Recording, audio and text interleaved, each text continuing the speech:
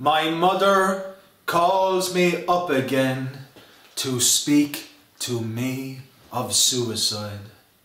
Another young man in the West has committed his suicide. She tells me that I knew him in my teenage years before I left home instead of killing myself. But I don't remember him at all. Every single Irish week, 10 of us are doing it.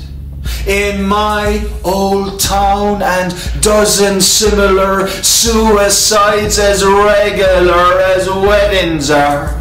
A plague, a scourge, an epidemic. I'm tired of public platitudes like these. Not medicine nor scripture can explain it. For suicide at Irish rates, self-destruction as mass movement. It tells us that the life we live, the here and now, the all of us, has something seriously wrong with it. Here's a cliche with some life in it. Hope is what the spirit breathes. Without it, soul is drowning, tumbling towards that bedrock of unconsciousness we call the final resting place, though we cannot sink beyond it. Nor can we raise ourselves from death, though each blind atom spinning free from our decay will blend in turn with all there is, from starlight down to suckerfish in matter's everlasting carousel.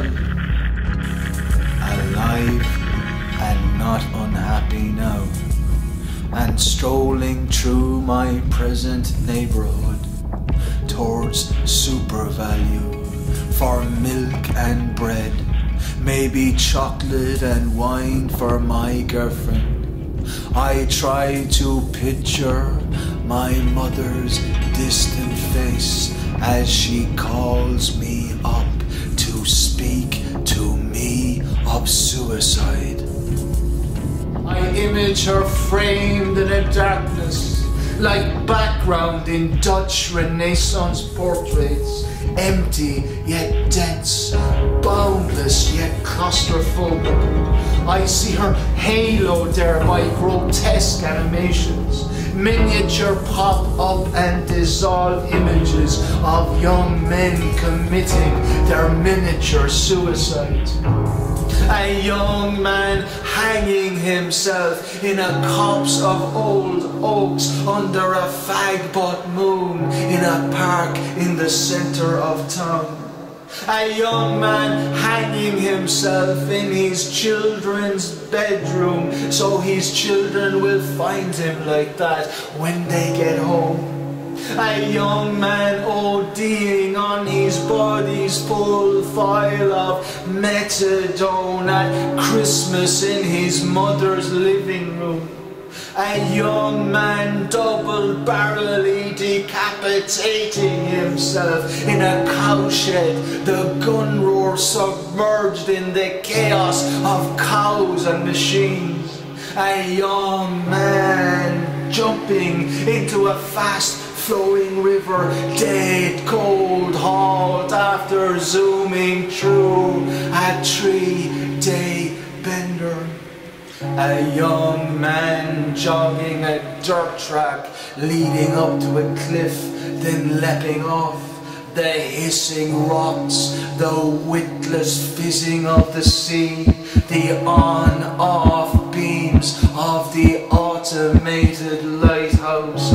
On, off, on, off, on. A young man sloshed, sliding sideways into a choppy reservoir. Two long moored pleasure boats creaking there. A young man choking himself on exhaust fumes shortly after texting his final message to the 9-year-old daughter he is not, with good reason, allowed to go near. A young man high-speeding his absurdly vroomed up motor car into a midnight bend, staging it as an accident so as to will the least mercy of unspeakable grief to those whom ceremony musters to attend.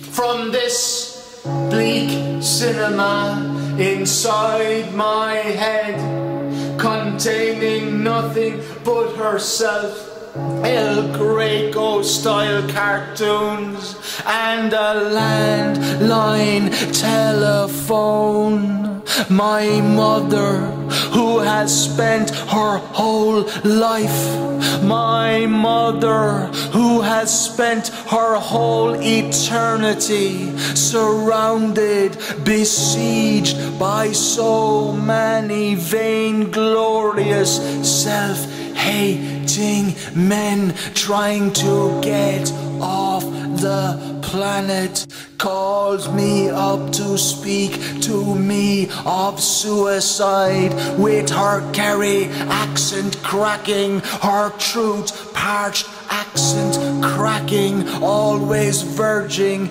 though never quite breaking into a keen. Yes, my mom calls me up every couple of weeks to tell a fresh suicide I could easily be, a fresh grave I should statistically be buried in. She calls and she calls and she tells and she tells, as if she were the ledger of debt self-inflicted, and I, her firstborn, the poet, a morbid accountant who must reckon the worth, the substance, the meaning of all this self-slaughter. But I can decipher no more than this one thing so obvious and sure: young men in Irish towns and townlands, villages and suburbs, flat blocks and exurbs are going to go right on killing themselves until this life, this incredible life I adore and which must not be wasted, is made worth living and living and living again.